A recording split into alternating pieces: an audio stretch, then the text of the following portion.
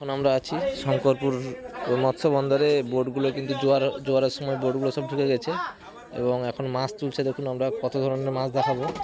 এখানে সব কিন্তু টাটকা মাছ, লাস্ট হল্টের মাছ এগুলো সব। এটা হচ্ছে তাঁপড়া মাছ, তাঁপড়া, এটা তেল তাঁপড়া। এটা হচ্ছে কড়ি চিংড়ি, কড়ি চিংড়ি। এটা এখানে আছে অক্টোপাস আছে, অক্টোপাস আছে। তারপরে আছে কি গুরজাউলি মাছ, গুরজাউলি মাছ। এটা হচ্ছে গুরজাউলি মাছ, এটাও টাটকা মাছ পুরো একদম। আচ্ছা, এখানে আছে পার্সে আছে, রুলি আছে, এদিকে পার্সে আছে।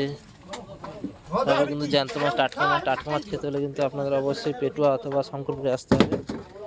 এখানে গুড়া মাছ আছে, গুড়া মাছ ও টাটকা মাছ, গুড়া মাছ।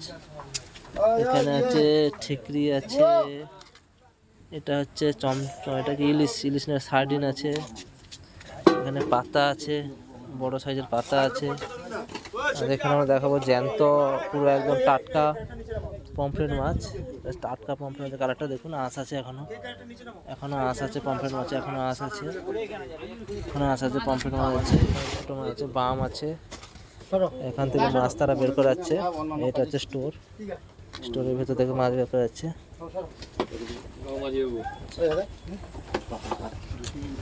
জ্যান্ত ভোলার কালার দেখুন, একেবারে জ্যান্ত ভোলা। মুসরাইলা কিন্তু বাজারে হলুদ বিক্রি হয়, হলুদ রঙের, কিন্তু আসলে এর কালারটা হচ্ছে এটা হলুদ নয়, এক প্রকার হলুদ মানে সেগুলো রং মারা থাকে। এটা হচ্ছে অরিজিনাল টাটকা মাছ। তো আপনারা দেখতে থাকুন, ভালো লাগলে অবশ্যই শেয়ার করে পাশে থাকুন। ধন্যবাদ।